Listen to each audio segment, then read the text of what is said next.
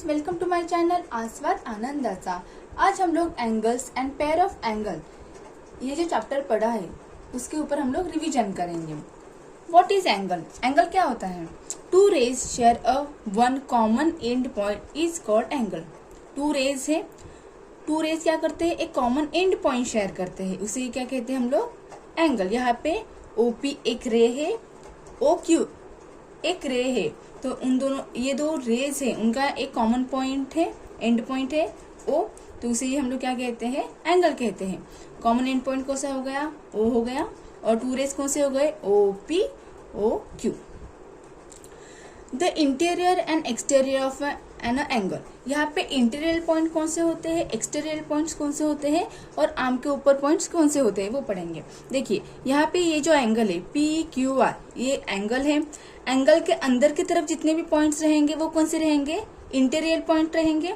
और जो भी PQR इसके बाहर की तरफ जो भी पॉइंट रहेंगे वो क्या कहेंगे हम लोग? उसे एक्सटीरियर पॉइंट। तो यहाँ पे इंटीरियर पॉइंट कौन से हो गए? MN। और एक्सटीरियर पॉइंट कौन से हो गए? XY। And point on the arms of the angles, ये आर्म पे कौन से पॉइंट्स है? P W Q R। Adjacent angle. Adjacent angle कौन से होते हैं? उसमें क्या है? तीन कंडीशन थी। फर्स्ट कंडीशन क्या? कॉमन वर्टेक्स होना चाहिए। यहाँ पे ये M क्या है? कॉमन वर्टेक्स है। कॉमन आर्म होनी चाहिए। अभी इस आर्म को देखिए, MQ क्या है? कॉमन आर्म है। कौन से दो एंगल में? BMQ और MQMD। ये वाला है ना, ये वाला एक एंगल का और ये दूसरे एंगल का, ये क्या है? कॉमन आर्म है। पहला क्या है? एक कॉमन वर्टेक्स होना चाहिए, एक कॉमन आर्म होनी चाहिए, और उनके सेपरेट इंटीरियर्स। इंटीरियर्स मतलब ये अंदर का पार्ट है, ये जो अंदर का पार्ट है ना वो, तो BMQ इसका ये इंटीरियर अलग पार्ट हो गया, QMD इसका ये वाला अलग पार्ट हो गया। उसे क्या बोलते हैं हम लोग? Adjacent angle. Complementary angle. Complementary angle मतलब क्या होते हैं? जो एंगल्स है, अगर हम लोग एंगल्स को मापेंगे तो उस जो एंगल्स है उनकी सम कितनी आनी चाहिए? 90 आनी चाहिए। दो एंगल्स है, दो एंगल्स को हम लोगों ने माप लिया उसका, तो उनकी सम है, ठीक है। एडिशन करने के बाद कितना आना चाहिए? 90 आना चाहिए। उसे हम लोग क्या कहते हैं? Complementary angle. If the sum of the measures of two angles is 90 degree they are known as complementary angle. जैसे कि यहाँ पे एंगल ABC है वो 50 का है, PQR 40 का है। ये दो अलग अलग एंगल है, उनकी हम लोग अगर सम करते हैं तो अगर वो 90 आएगी तो वो क्या हो जाएंगे? Complementary angle. कॉम्प्लीमेंट्री एंगल मतलब कौन से? दो एंगल्स रहेंगे, उनकी सम कितनी आनी चाहिए? 90 आनी चाहिए, तो वो क्या हो जाएंगे? कॉम्प्लीमेंट्री एंगल्स हो जाएंगे। Supplementary angle. सप्लीमेंट्री एंगल में क्या हो जाएगा? दो एंगल्स रहेंगे, वो एंगल्स को हम लोग अगर मेजर करेंगे तो उनकी सम, दो एंगल्स की सम रहेगी, वो कितनी आनी चाहिए? 180 आनी चाहिए, तो वो क्या हो जाएंगे? Supplementary angle. If the sum of the two angles is 180 they are known as supplementary angle. तो दो एंगल्स रहेंगे, उनको हम लोग मेजर करेंगे और उनको सम करेंगे। दो एंगल्स को मेजर करके उनकी सम करेंगे, अगर वो 180 आती है तो वो क्या हो जाएंगे? Supplementary angle.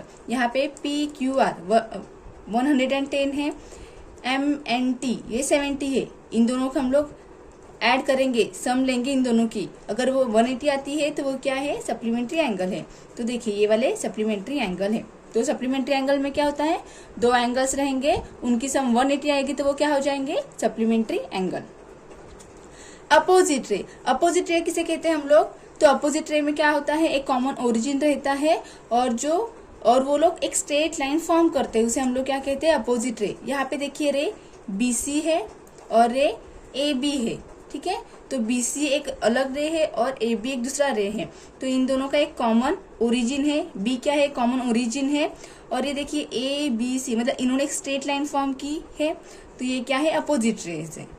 तो अपोजिट रे में कौन सी कंडीशन है? दो, एक तो उनका कॉमन ओरिजिन होना चाहिए और दूसरा उन्होंने एक स्ट्रेट लाइन फॉर्म करनी चाहिए, एक सीधी लाइन बनानी चाहिए, तो उसे हम लोग क्या कहते हैं? Opposite rays. अभी angles in a linear pair. Angles in a linear pair में क्या होता है? उनका एक कॉमन आर्म होता है, एक कॉमन आर्म, जैसे कि PQR RQS, इसमें QR क्या है? कॉमन आर्म है।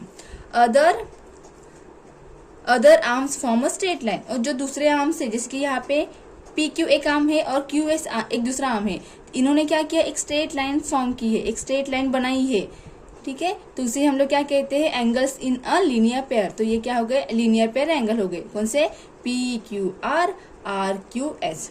और उसमें क्या होता है, ये जो लीनियर पेयर एंगल है ना, इसकी सम कितनी हो जाती है, 180 आ जाती है। और हमने पहले ही पढ़ा था 180 दो एंगल्स की अगर सम 180 आती है तो वो कौन से एंगल्स होते हैं, सप्लीमेंट्री एंगल होते हैं। यानी कि angles in a linear pair वो क्या होते हैं, सप्लीमेंट्री एंगल होते हैं, ठीक है।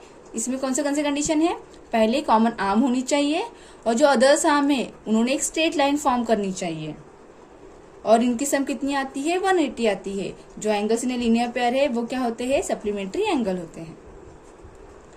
Vertically opposite angles, vertically opposite angles मतलब क्या होता है कि यहाँ पे अपोजिट रे होते ना, तो उन्होंने क्या किया होता है, एंगल फॉर्म किया होता है। Angle form by the opposite ray of the arm of on an angle is said to be opposite angle. जैसे कि यहाँ पे पी क्यू एक आर्म है, इसका अपोजिट कौन सा हो जाएगा, क्यू टी।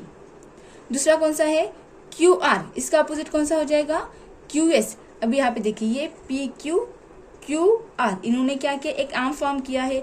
अभी इन दोनों के अपोजिट एंगल अपोजिट रेस कौन से है, एस क्यू और क्यू टी, तो उन्होंने भी एक एंगल फॉर्म किया है। तो ये जो रेस है उनके अपोजिट रे ने जो एंगल फॉर्म किया होता है उसे बोलते हैं हम लोग अपोजिट एंगल। जैसे कि यहाँ पे एक एंगल है तो इसका अपोजिट कौन सा हो जाएगा, ये वाला हो जाएगा। अगर ऊपर वाला लेंगे तो ये नीचे वाला हो जाएगा। अपोजिट रेस में क्या होता है, अपोजिट एंगल्स में क्या होता है, जो एंगल्स फॉर्म किए होते हैं वो अपोजिट रे ने फॉर्म किए होते हैं। ये जो एक आर्म है इसका अपोजिट कौन सा है, ये वाला है। ये एक रे है, इसका अपोजिट कौन सा है, ये वाला है। तो इन्होंने जो इतना एंगल फॉर्म किया है उतना ही ये दूसरा वाला है ना, उन्होंने भी फॉर्म किया होता है। Vertically opposite angles form when two lines intersect are of equal measures. तो वर्टिकली अपोजिट एंगल से वो फॉर्म करते हैं जब दो लाइन से वो क्या करते हैं, एक साथ एक दूसरे के एक पॉइंट पे कट करती है। जैसे कि यहाँ पे पीटी एक लाइन है, एस आर एक लाइन है, उसने क्यू पॉइंट क्यू के यहाँ क्या किया, एक दूसरे को कट किया है। जैसे यहाँ पे कट किया तो यहाँ पे क्या हो गया, एक मतलब यहाँ पे एंगल्स फॉर्म हुए। ये जो एंगल्स है इसे हम लोग क्या कहते हैं, अपोजिट एंगल्स। ये वाला एंगल और ये वाला एंगल अपोजिट हो जाएगा, ये वाला एंगल और ये वाला एंगल क्या हो जाएगा, अपोजिट हो जाएगा। Interior angle of a triangle, interior angle of triangle मतलब क्या होता है, ये ट्रायंगल है P Q R. P Q are एक ट्रायंगल है, इसमें जो अंदर की तरफ जो एंगल्स बने हैं उसे ही हम लोग क्या कहते हैं, interior angle of a triangle. और ट्रायंगल की एक प्रॉपर्टी होती है, कौन सी है वो, जो ये सारे एंगल्स है, अगर ये सारे एंगल्स की हम लोग सम करेंगे तो वो कितनी आ जाएगी, एंगल कितनी आ जाएगी, वो 180 आ जाएगी। जैसे कि यहाँ पे देखिए आप लोग ना इस एंगल्स को ऐसे भी लिख सकते हो, angle P, angle Q, angle R is equal to 180। Property है, सारे जो एंगल्स उसकी सम कितनी आ जाएगी, 180 आ जाएगी। और दूसरा कैसे लिख सकते हो आप, P R P Q plus P Q R plus Q R P is equal to 180। तो मतलब आप ऐसे लिखोगे तो भी चलेगा, ऐसे लिखेंगे तो भी चलेगा। यहाँ पे देखिए नंबर ऑफ साइड्स दिए, यहाँ पे नंबर ऑफ साइड्स दी है, नेम ऑफ द पॉलीगॉन दिया है, पॉलीगॉन बना है वो उसकी फिगर दी है, नंबर ऑफ ट्राइंगल्स है और सम ऑफ इंटीरियर एंगल्स। तो यहाँ पे देखिए नंबर ऑफ साइड कितनी है, 3। तो ये क्या बन गया, ट्राइंगल बन गया। मतलब नंबर ऑफ ट्राइंगल कितने हो गए, यहाँ पे 1। और हमें पता है इसकी जो सम है अंदर के जो एंगल्स है, एंगल्स की सम कितनी आती है, 180 आती है। इसलिए हम लोगों ने 180 आती है उसकी प्रॉपर्टी लिखा है, इसके लिए 180 लिखा। इनटू कितने ट्राइंगल बने, 1, इसलिए multiply by 1 is equal to कितना आ जाएगा, 180 आ जाएगा। तो सम ऑफ इंटीरियर जो एंगल्स रहेंगे उनकी सम कितनी रहेगी, 180 रहेगी। अभी यहाँ पे 4 दिया है, क्वाड्रिलेटरल मतलब उसमें 4 साइड रहेंगी। यहाँ पे देखिए 1 2 3 4। अगर हम लोग AC को कनेक्ट करते हैं तो यहाँ पे कितने ट्रायंगल फॉर्म हो जाएंगे, 2 ट्रायंगल फॉर्म हो जाएंगे। नंबर ऑफ ट्रायंगल कितने फॉर्म हो गए, 2। तो 180 क्या है, यहाँ पे जो सम रहती है ट्रायंगल में, जो एंगल्स रहते हैं सारे एंगल्स की सम कितनी रहती है, 180 रहती है। इसलिए हम लोगों ने यहाँ पे 180 लिखा इनटू। अभी यहाँ पे 2 क्यों लिखा, क्योंकि यहाँ पे 2 ट्रायंगल फॉर्म हुए, इसलिए हम लोगों ने यहाँ पे मल्टीप्लाई बाय 2 लिखा इज इक्वल टू, इनका मल्टीप्लीकेशन करेंगे तो कितना आ जाएगा, 360। अभी पेंटागोन में कितना साइड रहेंगी, 5। अगर हम लोग AC AD को कनेक्ट करेंगे तो कितने ट्राइंगल बनेंगे? 1 2 3। पेंटागन में कितने ट्राइंगल बनेंगे? 3। 180 इंटू 3, 180 क्या है? ये जो एंगल्स है, एंगल्स की सम कितनी रहती है ट्राइंगल में? 180, इसलिए हम लोगों ने 180 लिखा। इंटू 3 क्यों? यहाँ पे पेंटागन में 3 ट्राइंगल बने हैं, इसलिए हम लोगों ने यहाँ पे 3 लिखा। इज इक्वल टू, इनको जो हम लोग मल्टीप्लाई करेंगे, मल्टीप्लीकेशन करेंगे तो 540 आ जाएगा। अभी हेक्सागोन, हेक्सागोन में, हेक्सागोन मतलब वहां पे 6 साइड्स रहती है। 6 साइड्स है तो इसमें कितने एंगल्स रहेंगे? 6 एंगल्स रहेंगे, लेकिन कितने ट्राइंगल बनेंगे? 4 बनेंगे। देखिए यहाँ पे जितने भी साइड्स रहेंगे उससे 2 कम करना है, हम लोग को क्या मिलेगा? यहाँ पे ट्राइंगल्स मिलेंगे। तो यहाँ पे 180 इंटू 4 करेंगे तो 720 आ जाएगा। हेप्टागोन मतलब उसमें साइड कितनी रहेंगी? 7 रहेंगी, 7 साइड रहेंगी। तो हम लोगों ने अभी जस्ट किया कि जितने नंबर साइड रहेंगे, जितने साइड्स रहेंगे उससे हमें 2 क्या करना है? सबट्रैक्ट करना है, घटाना है। घटाने के बाद कितना रहेगा? 7 में से 2 गए, कितना रहता है? 5। तो उसमें कितने ट्राइंगल बनेंगे? 5। तो 180 into 5 is equal to 900। Octagon, octagon में कितना साइड्स रहेंगी? 8। 8 में से 2 गए, कितने रहते हैं? 6। तो उसमें कितने ट्राइंगल हो जाएंगे? 6। तो 180 इंटू 6 इज इक्वल टू 180। ये क्या है? जो इंटीरियर एंगल्स है ना उसकी सम है। वैसे अगर हम लोग n साइड लेंगे तो n साइड की जो भी फिगर रहेगी उसमें क्या, जो उस फिगर में कितने नंबर ऑफ ट्राइंगल बनेंगे? कि n-2 जितने भी साइड्स रहेंगे उसमें से हमें क्या करना है? 2 घटाना है। तो वो क्या आ जाएंगे? हमारे ट्राइंगल आ जाएंगे। इसलिए 180 इंटू n-2 क्या हो जाएंगे? कि 180 उसकी जो नंबर ऑफ एंगल्स है, जो सारे एंगल्स है ट्राइंगल में, उनकी सम क्या है? 180। इसलिए यहाँ पे हम लोगों ने 180 लिखा। इंटू n-2 क्यों लिखा? क्योंकि उतने नंबर के क्या बने हैं? ट्राइंगल बने हैं, इसलिए हम लोगों ने n-2 यहाँ पे लिखा है। The sum of the measures of the interior angle of a polygon is 180 into n-2। तो यहाँ पे जो सम रहती है, मेजर्स रहते हैं, जो इंटीरियर एंगल ऑफ पॉलीगॉन है उसकी कितनी रहती है? 180 इंटू n-2। मतलब कि जितने, ये 180 क्यों लिखा है यहाँ पे हम लोगों ने? क्योंकि एंगल की सम कितनी होती है? 180 ट्राइंगल में। और n-2 क्यों लिखा? क्योंकि वहां पे नंबर ऑफ उतने ट्राइंगल रहते हैं।